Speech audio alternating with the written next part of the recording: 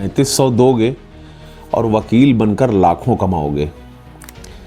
हल्के शब्दों में सुप्रीम कोर्ट ने संयम गांधी, एक वकील साहब हैं सुप्रीम कोर्ट के, उनके द्वारा दाखिल की हुई एक याचिका जो कि AIB के स्टूडेंट्स के लिए थी, वो पार्टिसिपेंट्स जो बेचारे किसी तरह से पैसा जुटा करके ये फॉर्म भरते हैं और उसके बाद बड़ी हिम्मत करके प्रिपरेशन करके ये पेपर देते हैं AIB का, उनके लिए, उनके हित में एडवोकेट संयम गांधी ने सुप्रीम कोर्ट में एक पिटीशन दाखिल की थी, जिसको 2 सितंबर 2025 को सुप्रीम कोर्ट ने हल्की सी साइलेंट टिप्पणी करते हुए कि एक बार 3500 दोगे और पेपर क्लियर कर लोगे तो लाखों कमाओगे भी, तो ये कहते हुए इस पिटीशन को खारिज कर दिया। और साथ ही साथ जो जनरल कैंडिडेट्स हैं जिनके लिए ऑल इंडिया बार एग्जामिनेशन की जो फीस रखी गई है, एग्जामिनेशन फीस 3500 रुपये, और SC ST कैटेगरी जिसके लिए 2500 रुपये ये फीस फिलहाल है, इसको उचित ठहराया। देखिए, जो वकील साहब हैं संयम गांधी जी, उन्होंने ऑल इंडिया बार एग्जामिनेशन की जो फीस है, जो शुल्क है, उसको बहुत ज़्यादा बताते हुए, स्टूडेंट्स की क्षमता से अधिक बताते हुए याचना की थी ऑनरेबल सुप्रीम कोर्ट से कि भाई इस फीस को कम किया जाए, इस फीस को इतना रखा जाए कि एक आम जो स्टूडेंट है, आम पार्टिसिपेंट है, जो किसी तरह से बार काउंसिल का पेपर देने के लिए हिम्मत जुटाता है, AIB का पेपर देने के लिए हिम्मत जुटाता है और वो किसी तरह से पैसे इकट्ठे करके इस पेपर में पार्टिसिपेट करने के लिए सोचता है, लेकिन इतना अधिक शुल्क होने की वजह से अगर वो बाय द वे एक बार इस पेपर को क्लियर नहीं कर पाता तो नेक्स्ट टाइम वो हिम्मत भी नहीं जुटा पाता कि कैसे वो पैसा इकट्ठा करे, क्योंकि लगातार हर साल ईयर बाय ईयर आप देख रहे होंगे कि AIB का जो फॉर्म है उसको फिल करने की, इस एग्ज़ाम में पार्टिसिपेट करने की जो फीस है वो ग्रेजुअली बढ़ती ही चली जा रही है। तो इसीलिए संयम गांधी जी ने ये पिटीशन दाखिल की थी,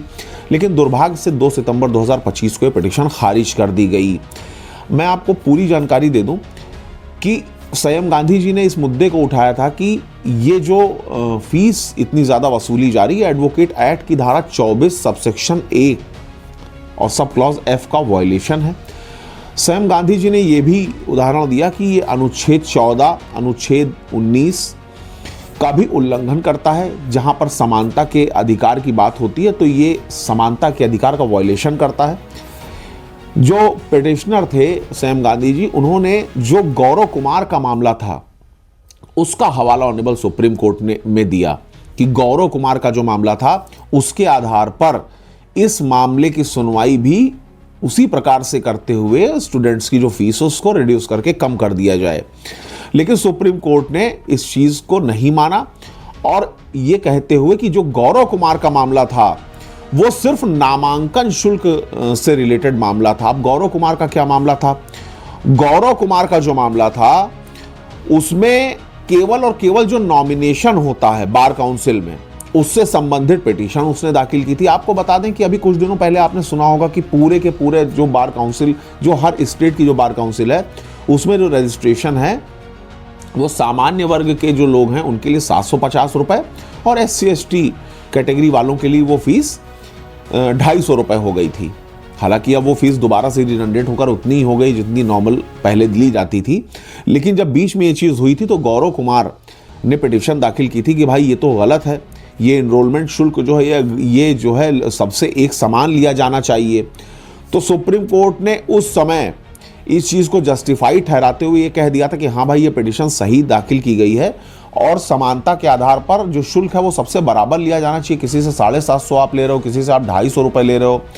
तो ये कहीं ना कहीं एडवोकेट एक्ट में जो प्रोविज़न दिए गए हैं, जो एडवोकेट एक्ट का सेक्शन 24 सबसेक्शन 1 सब क्लॉज 1 है,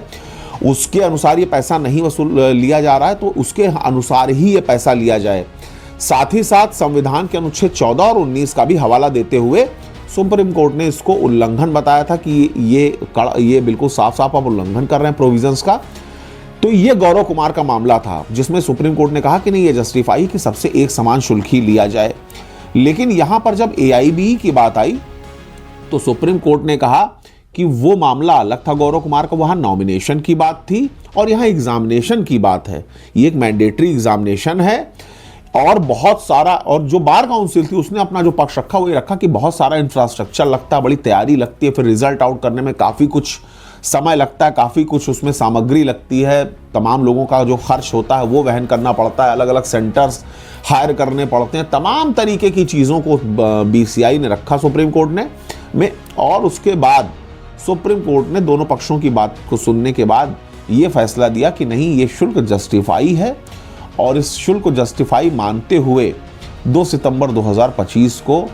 जो एआईबी का जो फॉर्म भरा जाता है, जो उससे रिलेटेड फीस है, उसको रिड्यूस करने वाली याचिका को सुप्रीम कोर्ट खारिज कर चुका है। इसी आधार पर जो अलग अलग स्टेट में भी एआईबी से रिलेटेड पिटीशन सिमिलरली दाखिल की थी लोगों ने, वहाँ के जो लोकल बार के लोग थे उन्होंने दाखिल की थी अलग अलग स्टेट में, उन स्टेट की जो हाई कोर्ट्स थी उन्होंने भी सुप्रीम कोर्ट के इस जजमेंट को ही साइटेशन बना करके इसी जजमेंट की लाइट में और अपने यहाँ की जो पिटिशंस थी उनको भी डिस्पोज ऑफ करते हुए कह दिया कि भाई जो एआईबी का पेपर हो रहा है उसमें जो फीस वसूली जा रही है वो जस्टिफाई है और वो फीस आप अदा करिए और उसके बाद मौज काटिए, लाखों करोड़ों कमाइए। वो तो दिल जानता है एक वकील का कि कौन कितना लाखों करोड़ों कमा रहा है, कैसे बेचारा एक स्टूडेंट तिनका तिनका करके। बहुत सारे मेरे तो ऐसे जानने वाले लोग हैं जो बेचारे गुल्लक में पैसा इकट्ठा करते हैं 6 महीने। मेरे खुद के करीबी बहुत सारे ऐसे लोग जानने वाले, ऐसे निम्न आय वर्ग के लोग हैं जो किसी तरह से पैसे इकट्ठे करके बीसीआई का ये पेपर जो कंडक्ट होता है एआईबी का उसको पार्टिसिपेट करते हैं, उसमें बैठते हैं, लेकिन दुर्भाग्य से फेल भी हो जाते हैं और फिर हिम्मत जुटाते हैं क्योंकि मरता क्या ना करता कहाँ जाए। तो इस विषय पर कहीं ना कहीं बीसीआई को सोचना चाहिए। बाकी तो जो हो रहा है, जो कुछ भी हमारे सामने, उन परिस्थितियों को हमको आपको फेस करना ही करना है। All the best.